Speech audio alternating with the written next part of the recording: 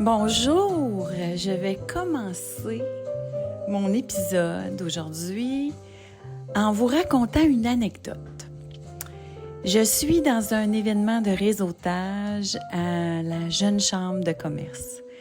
Ça fait pas longtemps que mon livre est sorti sur le leadership féminin et je dois avouer que j'ai la chance d'être très sollicitée.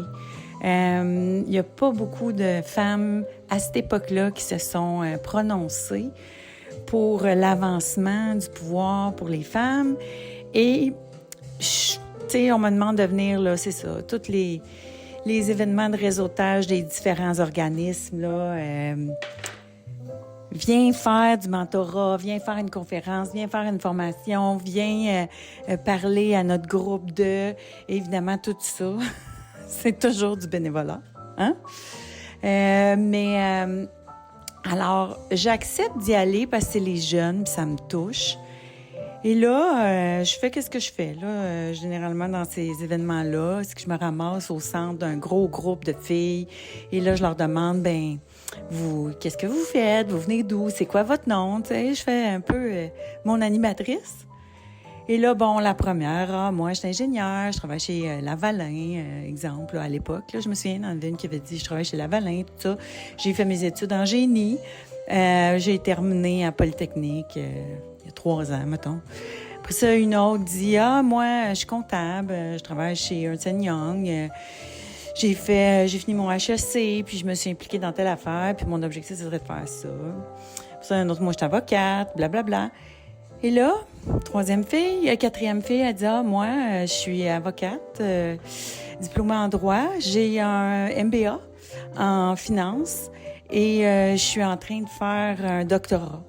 Je fais un doctorat parce que présentement, je suis à la recherche d'emploi. La fille surqualifiée, beaucoup plus d'études que toutes les autres, se présente bien, a une façon de... Tu sais, je me souviens plus exactement de tout ce qu'elle me nomme comme qualification, là. Puis elle est à la recherche d'emploi. Continue de faire le tour.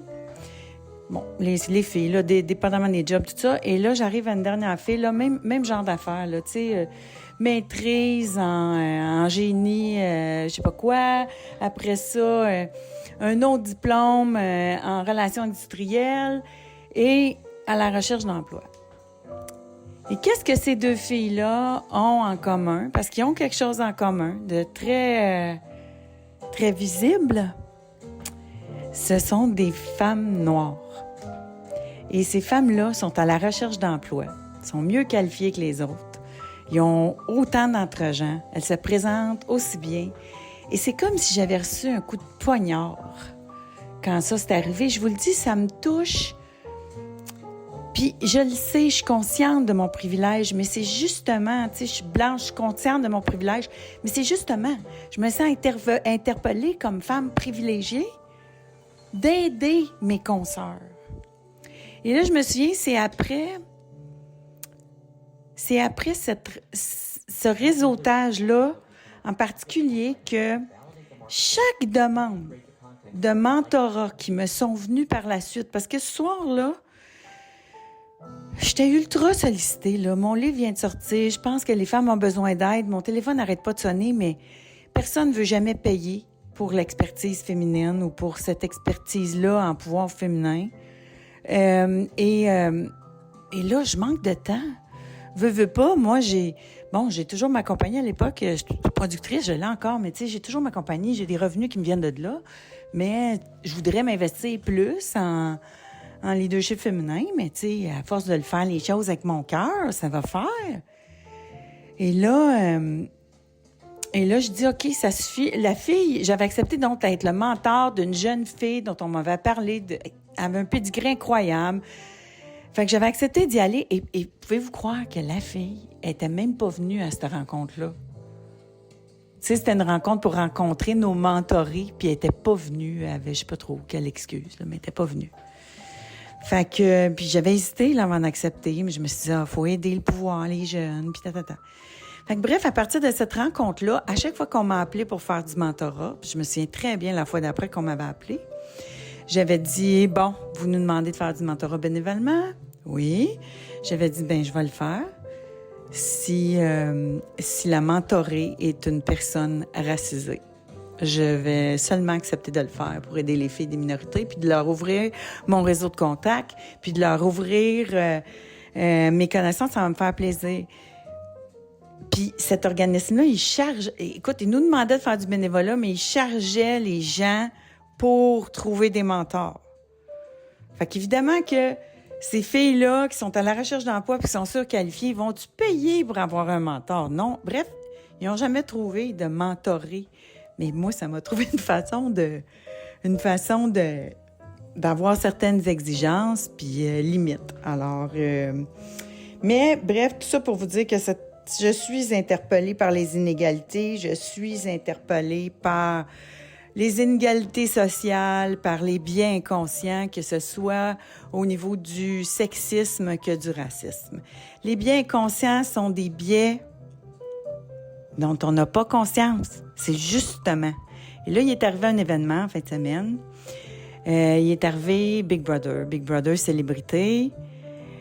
Donc, si vous écoutez Big Brother Célébrité, même si vous ne l'écoutez pas, je vous raconte ce qui se fait. On est à la semaine 2 de Big Brother Célébrité, qui est une compétition où les gens font des alliances. Donc, c'est un jeu de pouvoir qui est à la lumière. C'est un miroir des luttes de pouvoir et de la game sociale qui joue partout ailleurs, que ce soit dans le monde des affaires, que ce soit dans le monde du spectacle. Je suis geek des shows de télé-réalité parce que c'est un beau miroir d'où on en est rendu dans la vie par rapport aux games sociales, puis aux inéquités, puis à tout ça. T'sais, moi, vous le savez, je suis une geek de télé-réalité, puis j'analyse ça avec tout mon intérêt pour le pouvoir, que ce soit féminin, que ce soit pour l'égalité aussi, puis la parité. Fait que ça pour dire qu'il y a 2 joueurs noirs cette année. Il y a une game qui permet d'aller savoir tout de suite quelle est la pyramide du pouvoir dans la maison. OK? On est capable de déceler la pyramide du pouvoir et ils vont jouer cette game-là à 2 reprises. Et dans les 2 cas, les joueurs noirs se ramassent en bas de la pyramide du pouvoir. Et de voir ça, puis tu sais, c'est pas un accident. Chaque joueur avait une décision à prendre pour exprimer ou dévoiler son alliance. Et ce sont des joueurs, et là je veux le souligner, ce sont des joueurs qui sont des personnalités publiques, qui sont conscientes, qui sont dans l'œil du public et qui doivent être conscientes, mais ils ne le sont pas tous, bien évidemment, mais qui doivent être conscients que ce qu'ils font, ben les gens les regardent. Tu sais, quelqu'un qui n'a jamais joué à Big Brother ou qui n'a jamais joué à Survivor va jouer sa game comme il fait dans sa vie, c'est de personnalité privée. Mais là où j'analyse le comportement des gens avec mon œil de relations publiques aussi, c'est que je me dis, voyons, c'est des célébrités, ils sont conscients qu'ils sont dans l'œil du public. Alors, cette game-là se joue, ces 2 joueurs-là, donc, se ramassent en nomination, se ramassent au bas de l'échelle, alors qu'il y a un des 2 qui était patron, donc Barney avait été patron la semaine d'avant. Il part du haut de l'échelle, en bas de l'échelle complètement. Et là, ils doivent sortir pour aller faire une compétition et c'est très clair pour les joueurs. Ils voient là que leur game de pouvoir a tout de suite discarté les 2 joueurs des minorités visibles. Et là, ils viennent de prendre conscience de leurs actes quand ils voient ça. Puis là, il y a ils sont comme déstabilisés, tu sais. En fait, pas tous. Les plus conscients de la gang.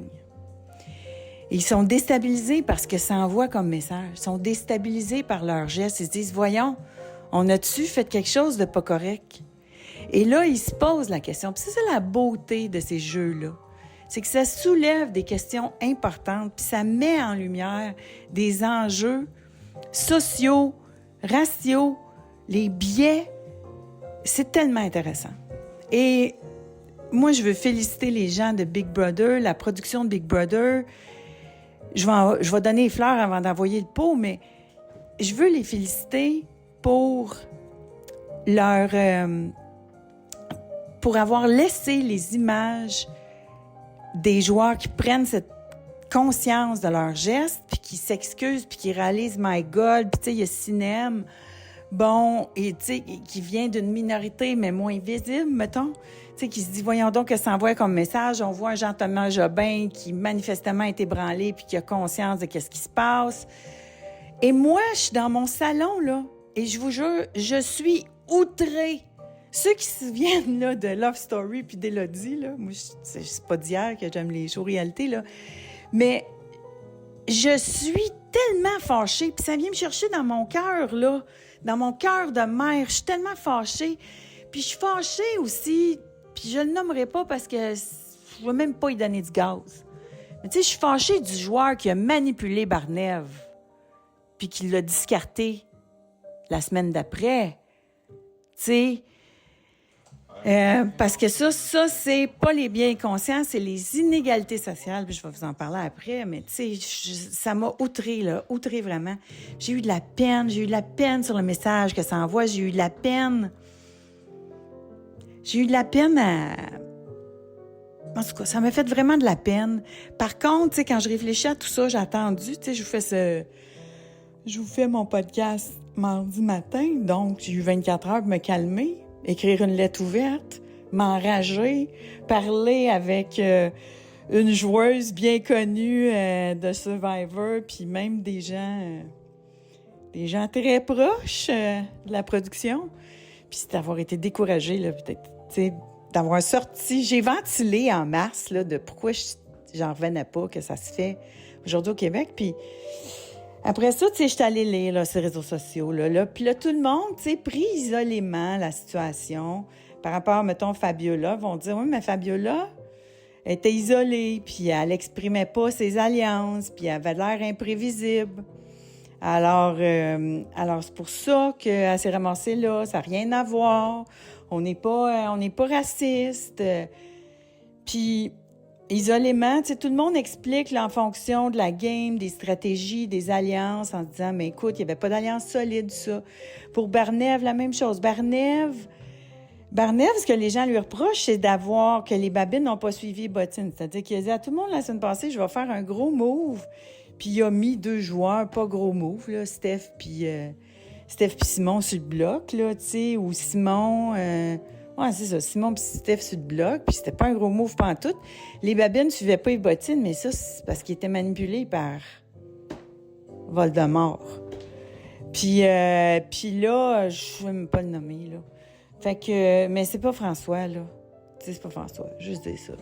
Fait que... Là, ben peut-être, là. Tu sais, on voit pas tout, là. Mais il était... Fait que... Tu sais, Barnève, il jouait un jeu caché comme bien d'autres. Mais lui, il paye le prix beaucoup plus. Beaucoup plus parce que les alliances, le jeu lui-même cette année, a commencé avec des inégalités. Le jeu, comme dans la vie, a commencé avec des gens qui se fait des années qui font ça, qui sont alliés, qui sont au courant, qui sont dans le game, puis qui secrètement se sont arrangés pour travailler ensemble. Donc, toute personne qui va essayer de rentrer dans le cercle va avoir de la misère. Ça existe dans tout. Et la grosse inégalité cette année, c'est l'histoire des champions contre des gens qui n'ont jamais joué la game. Fais un All-Stars, mais juste avec des All-Stars. Fais pas des All-Stars avec du monde qui n'ont jamais joué. Ils ont fait ça aux États-Unis. Ça a donné une saison avec Boston Rob qui a écrasé toute la compétition. C'était plate à regarder. Tu sais, tu prends un joueur ultra expérimenté avec un paquet de novices. C'était une des années les plus somnifères de Survivor, puis ils n'ont plus jamais recommencé. C'est trop inégal. C'est pas le fun ni pour le public, puis c'est injuste à beaucoup de niveaux. C'est injuste de faire jouer des trop inexpérimentés avec des gens qui ont déjà joué, mais c'est injuste aussi du fait que les joueurs, ça fait longtemps qu'ils savent qu'ils vont rentrer dans la maison. Fait qu'on s'entend-tu que François, Jean-Tom, puis Martin se sont fait des petits soupers ou des petites conversations. Ça fait longtemps qu'ils ont un chat de groupe, eux autres, là. Puis, tu sais, c'est des gars qui se ressemblent. C'est des gars blancs, privilégiés. Bon, on va le nommer, là. Mais tu sais, c'est des gars... Tu sais, comment ça se crée du monde qui s'allie ensemble? C'est du monde qui se ressemble. Fait que, veux pas, les gens de la diversité arrivent aussi avec des références différentes, un background différent. c'est sûr, tu sais, que c'est plus difficile de s'intégrer dans un groupe à ce moment-là. Mais en plus, avec un groupe qui le sait déjà puis qui ont eu le temps de faire des alliances pré-game, tu sais, c'est super... Ça part injuste en partant. Mais il y a aussi le jeu des perceptions, puis des biens conscients, puis des gens qui vont dire « Oui, mais il est imprévisible. » Il n'est pas plus imprévisible qu'un autre, il cache sa game. Il cache sa game, mais dans son cas, ça se peut que ce soit perçu différemment. Tout comme une fille qui va être plus... tu sais, c'est éprouvé. Là, tout ce que je vous dis là en passant, là, hey, mon nom, c'est Jeannie Duquette. Ça a pris du temps, hein? Mon nom, c'est Jeannie Duquette. Je suis maman. J'ai écrit 2 livres sur le leadership féminin.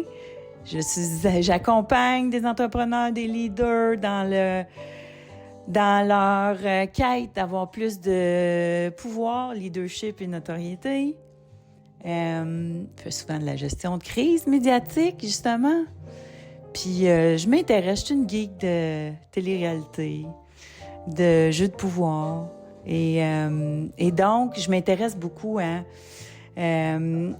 comment aussi ces émissions-là nous montrent c'est quoi le pouvoir puis c'est quoi l'ascension au top d'une pyramide de popularité et de compétition.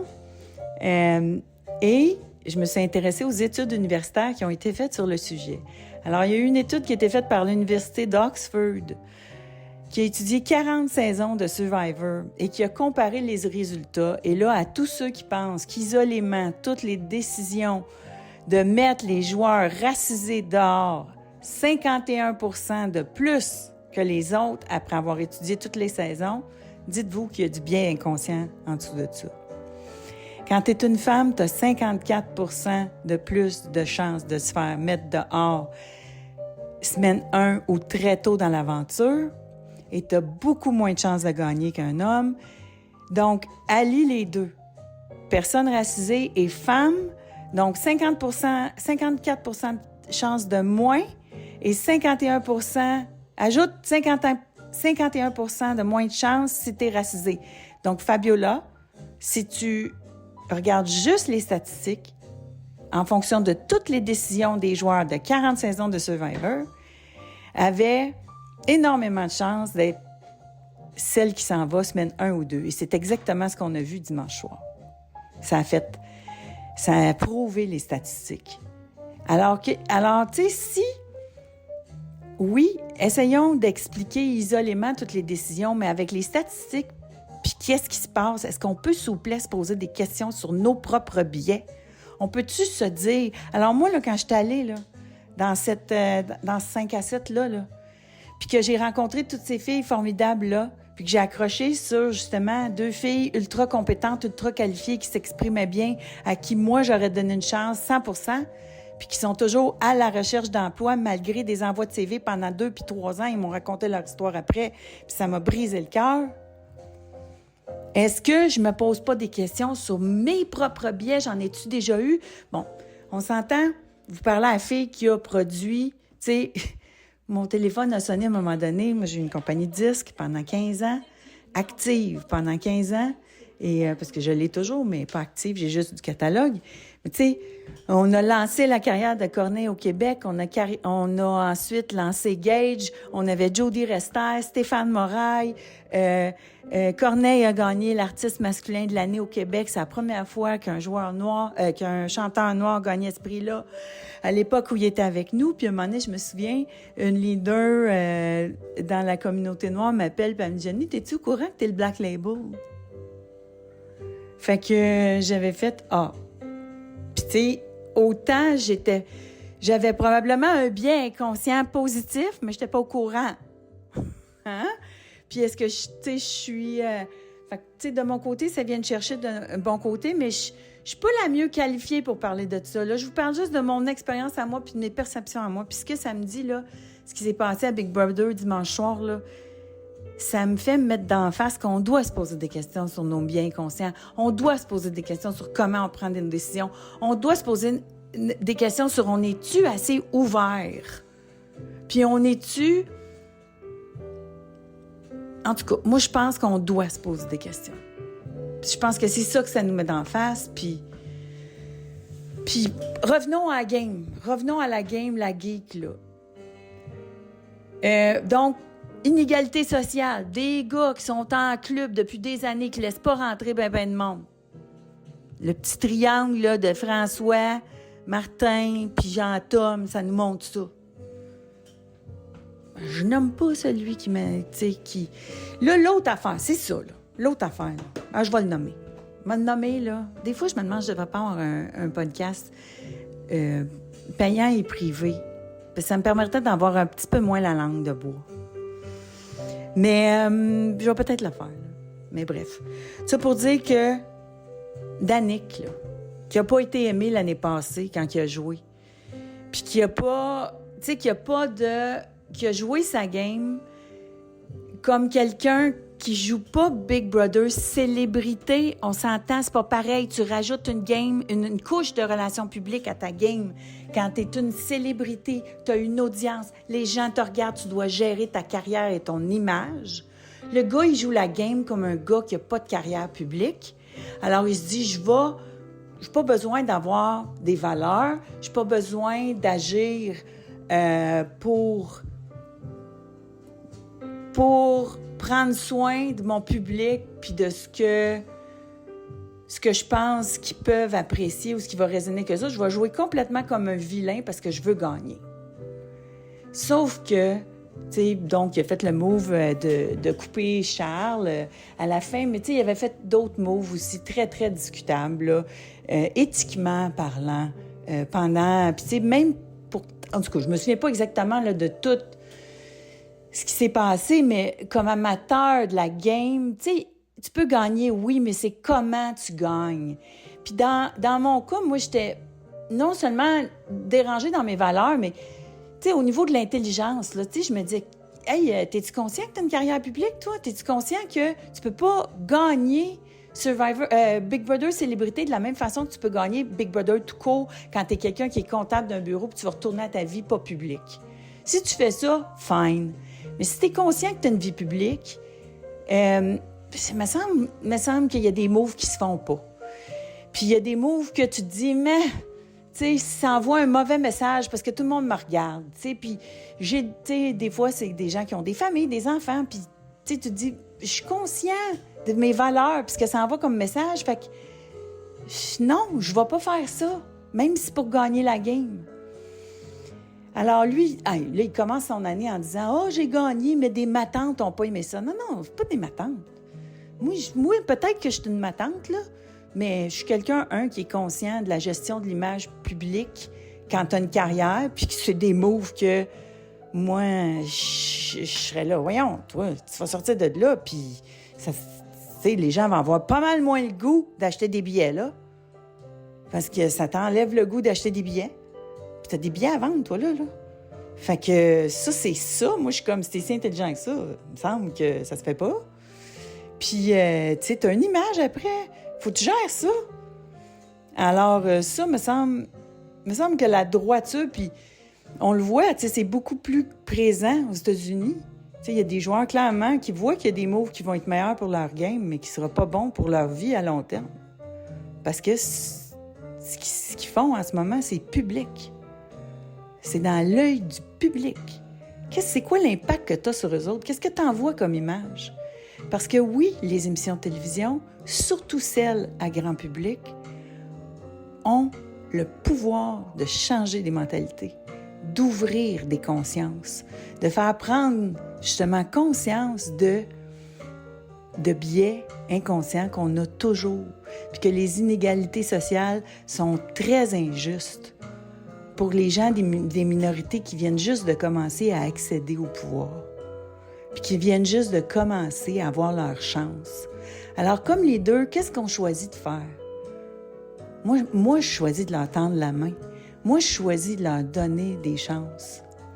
Puis moi, je choisirais, devant le public, de ne pas m'arranger pour ostraciser les gens des minorités.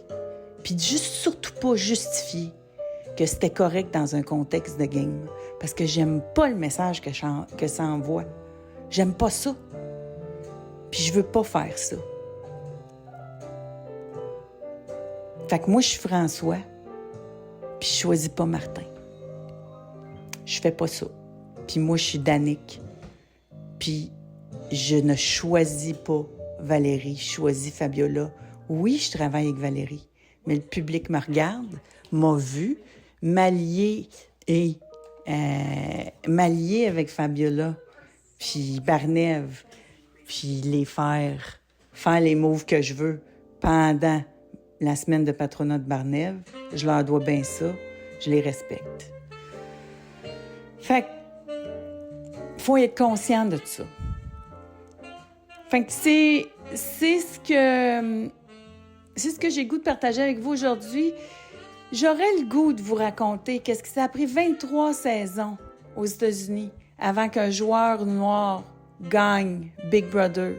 Puis il a fallu que ça s'est passé après Black Lives Matter, puis il a fallu que ce soit un geste conscient à la fois de la production qui ont pris conscience du biais dans le casting puis dans l'organisation des jeux télé-réalité et qui ont mis des règles de DEI.